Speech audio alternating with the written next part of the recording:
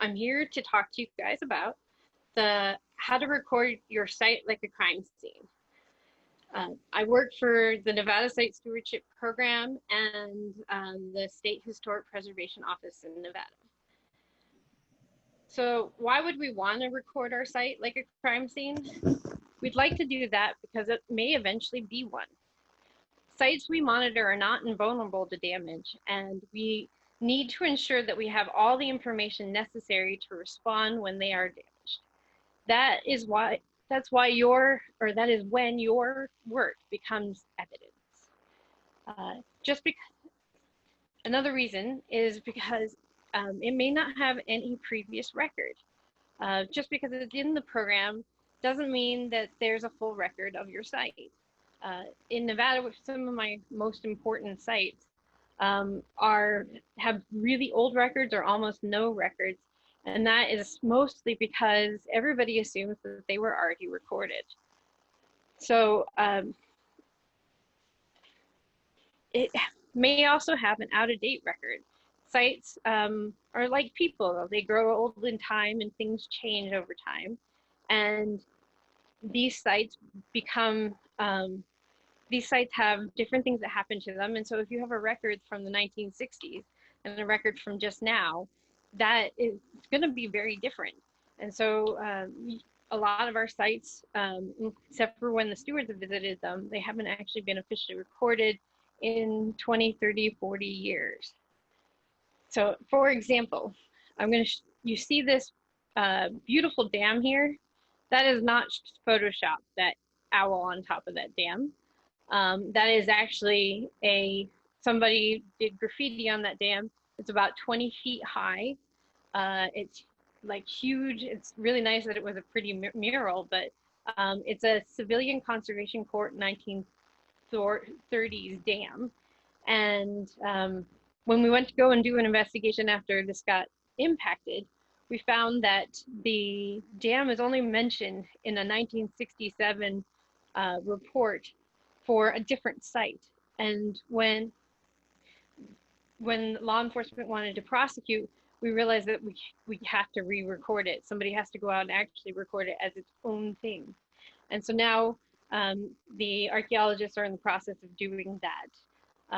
But this happens to many different sites. We've been stewarding this particular site for the last 15 years.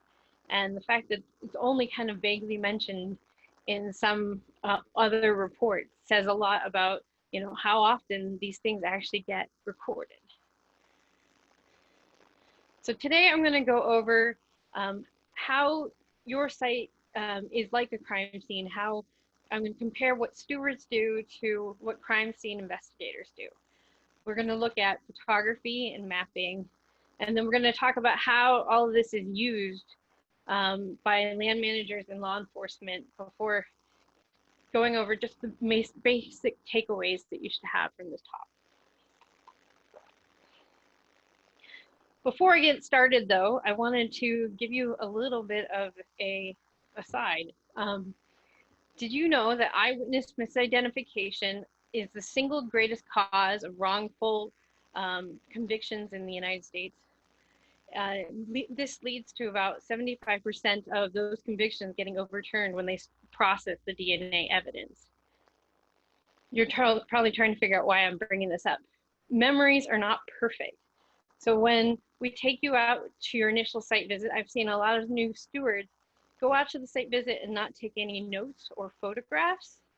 And then the next time they go out, they're like, is this impact new? Is this new? Is that old? I don't remember.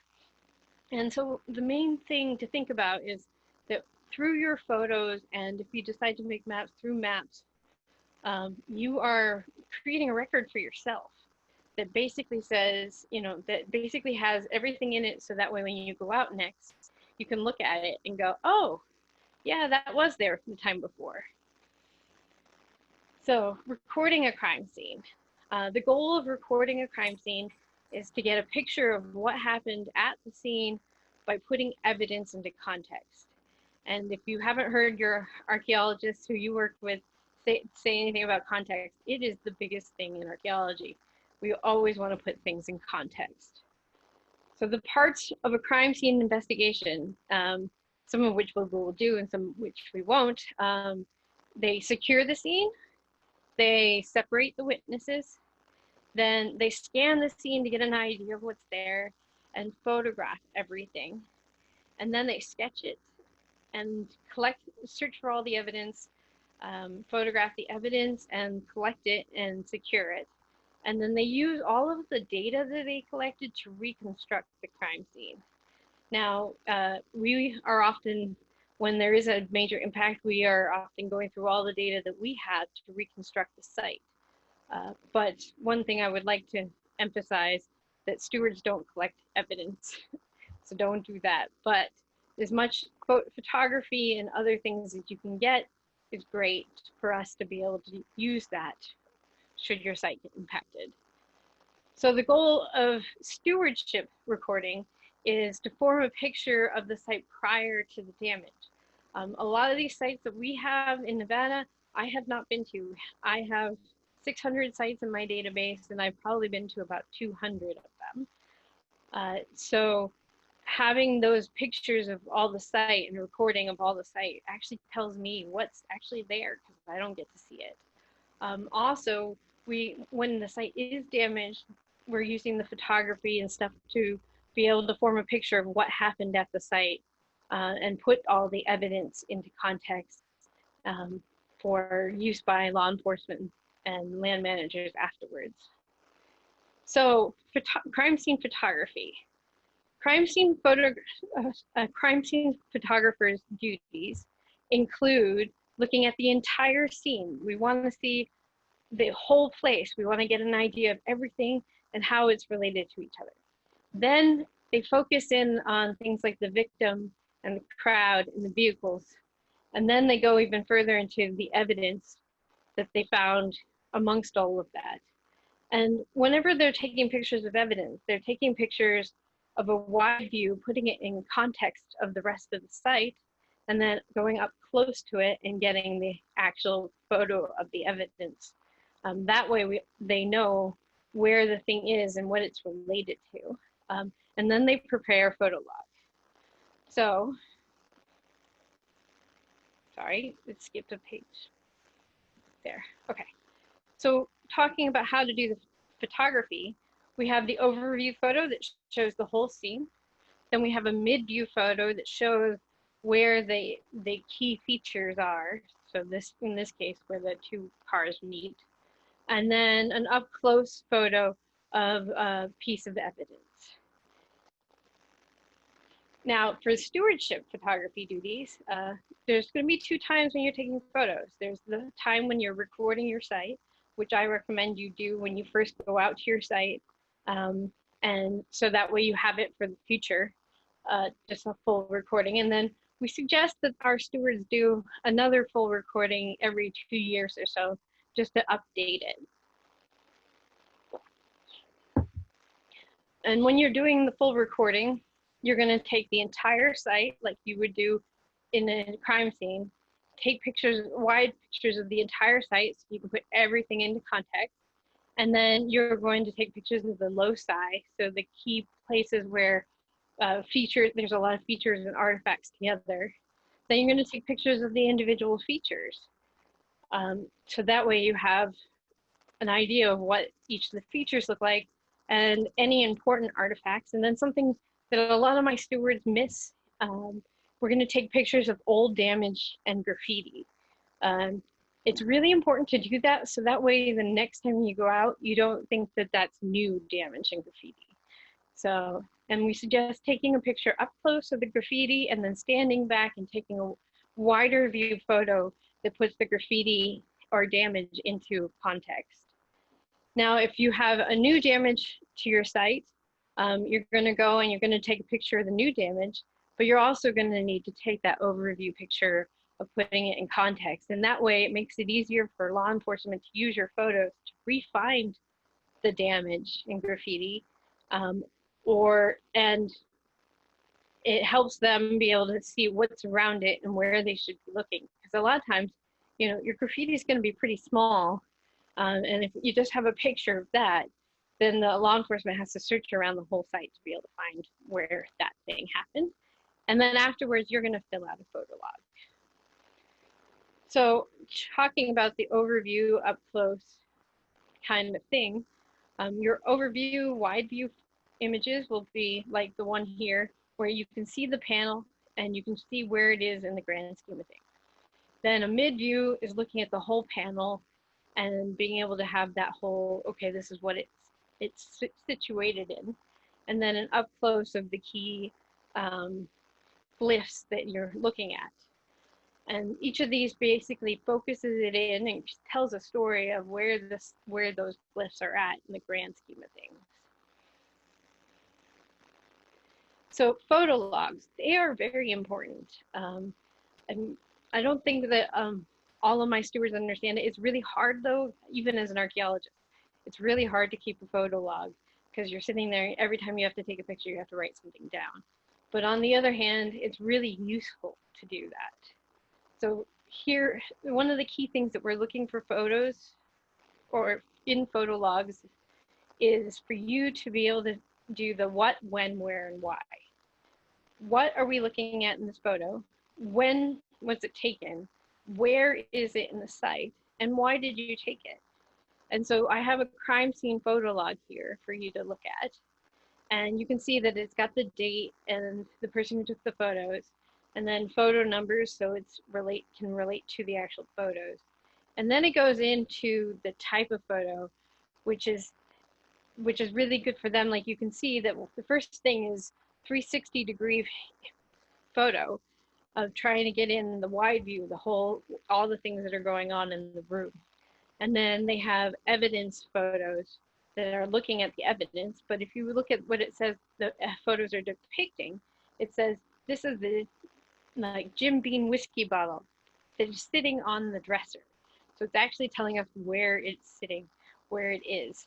And by being able to provide all of that information, it makes it very easy to reconstruct where that photo is taken and what it means.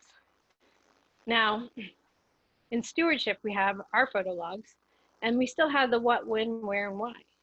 We have the site numbers, and we have the site name, and we have the date and all of that. We have the photo number. And then I have a checkbox for, is it an impact, is it not? So is it damaged or not? And then then we have the description. And what I have written in here is what, when, or what, why, and where. We always want in that description for you to tell us what you're taking a picture of, why it's important, and where it is in the site. And that all tells me a lot more than just kind of sending it, because I've had photos where it was just, they said graffiti, and the graffiti looked just like the rest of the glyphs. And I was like, which one is graffiti? I don't know this site. I don't know what's going on here. So being descriptive really helps me be able to understand where you're taking photos up, like why you're doing it. We also have on here the direction of view, and that's to help law enforcement just know where they're standing and where to be looking. And then we have GPS coordinates, and that can get law enforcement and land managers to be standing where you were standing when you took that point. However, a lot of my stewards don't do GPS, and so what I just suggest instead is to describe where that impact was in the photo description, and that will at least help us be able to refine that. So crime scene mapping, that's the next step in this. Now, I don't expect my stewards to actually do maps, but it does help, and it's not just for me, it's for you, and I'll explain why now. So crime scene sketching / mapping. The first thing they do is a sketch, and then they make it into something very official in 3D and stuff like that. But they start with a sketch. In their sketches, they're trying to provide a reference of dimensional relationships. So they're trying to say where things are related to each other. Now, so the sketches include a north arrow and a scale. I don't expect stewards to do scales in our maps. All the important objects that are within the room, like the body and the weapon, any of the other objects that are in the room that are related to or even slightly related to what happened there, and then the date and time and all of that. And that way it kind of gives us a picture of where everything's laid out. In a steward sketch, it doesn't need to be nearly as professional. It does not need a scale. If it has a north arrow, that's really nice. But it should have the major features and any sort of landmarks. Like in this one, there's a river, so it's driven through, so it's drawn through, so you know where the river cuts through the site. And then any structures that are there and any significant artifacts. And it's designed to be a reference for you, so you can re-find where everything is in your site, and that way you don't have to remember off the top of your head where it all was. GPS mapping. So I have a bunch of stewards who are a lot more into GPS than they are into drawing. So GPS mapping, the things that you need to map if you're mapping using a GPS is when you first get to the site. So if you're walking on a trail that gets there, it's always good to take a point when you first get there. And that's just to be able to remind you of that's the key point you need to do. You know you're almost at your site by following that point. Take a point at each of the loci or areas where there's lots of artifacts and features. Take a picture or take a point at your features and any structures, and then also take a point at the graffiti and damage, because the graffiti and damage, so you have that, and should you ever have to report it, you can say this is where it's at. The easiest way to take points is to do it while you're doing your photography and to know all your points on your photo log. And that makes it a really clear combination of the two. So you can actually see what you were looking at when you took that point. Now the GPS coordinates, what are you going to do with them? You can use them to refine your site and then if you want to map them, a lot of the Garmin, because most people use Garmin these days, a lot of the Garmin stuff you can actually upload your points and put it into their Basecamp software that they have. So that's one thing you could do.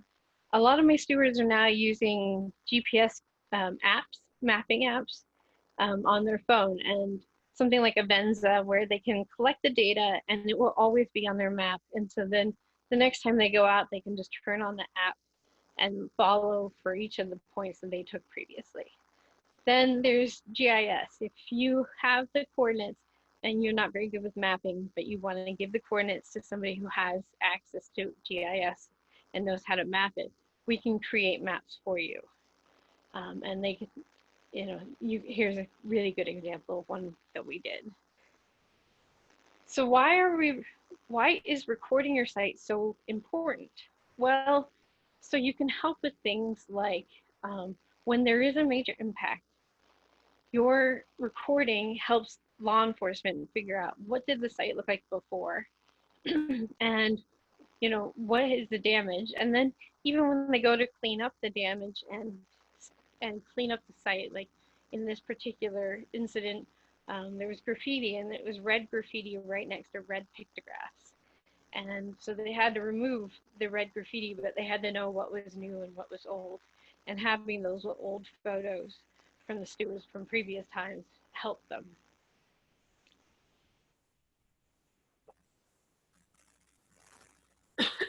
Excuse me.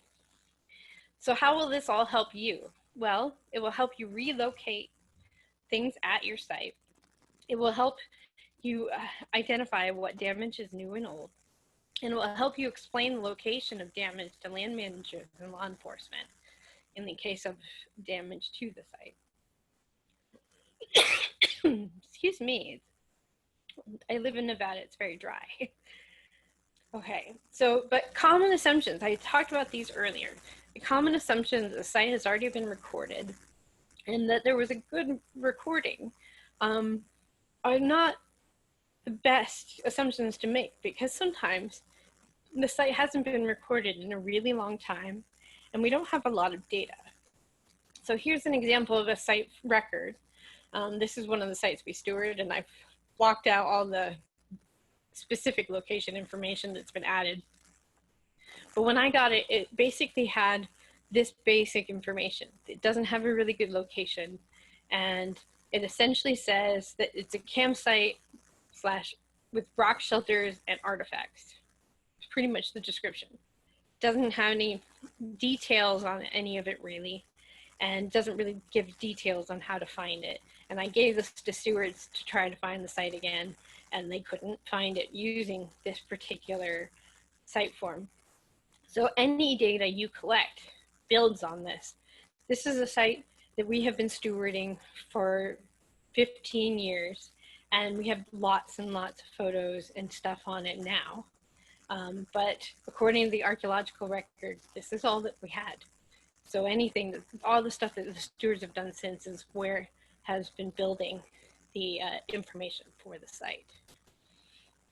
So how are your recordings used by land managers? Well, they're going to use them in case of damage as a before and after. And your information, the stuff that you are collecting, the photos, the monitoring reports, any sort of maps or anything else that you have, that's all going to be given to the land manager and law enforcement when something happens to your site. And all of that information is going to be used to help them build their case. So we originally talked about the owl. Here's a before and after for the owl. And the before, you can see we can see what the dam looked like. And then the after, we have the owl that we're gonna need to remove. So the before really helps us when we're gonna go to clean it up to be able to know what the dam looked like before, so we can see if we can restore it to its original look. But right now, they're still working on all the details for this particular impact. So in conclusion, your site records help you. They're going to help you remember where things are in your site and what is there. They're also going to help law enforcement and land managers be able to prosecute anybody for damage because they become evidence that they can use. And then key things to remember when you go to collect photos and GPS points and all of that of your site. Remember to do wide view, mid view, and up close photos to be able to put everything in context. And it doesn't need to be fancy. It doesn't need to be professional. Honestly, a lot of the stuff that I use when I go out in the field is steward photos, steward maps, and that tends to be enough. And we totally expect that you're going to just kind of note things down to make a map, and your photos are going to be whatever your camera could take. That's fine. Anything we have is more than not having anything at all. So thank you. Well, thank you. Thank you, Samantha. And we've had several questions come in, so hopefully we can use a few minutes here to ask you. One question has to do with, is there a photo log app that you're able to talk about? I have not looked for one, but that is a really good question to ask. I will investigate that and see what I can do. Okay, sounds good. And then also on your photo log, question came in, what do you mean by impact photo? Oh, impact photos when there's damage, or it's vocabulary we specifically use in my program, and it's when there's damage or graffiti or looting or anything like that. They're just called, that's an impact to the site. Okay. And then last question here is having to do with a GPS of object or where the photo was taken from. That sounds like when a photographer view, or is it the view of the GPS? So what we do in our program is generally that if you're out there and you're monitoring, you're going to take it where you're standing. So you're going to take it photographer. But if you're out there to record, you're going to take it at the features so you can map where the features are. Okay, great. Well, we appreciate your comparing. I think that was very helpful to emphasize what site stewards should be doing. So thank you.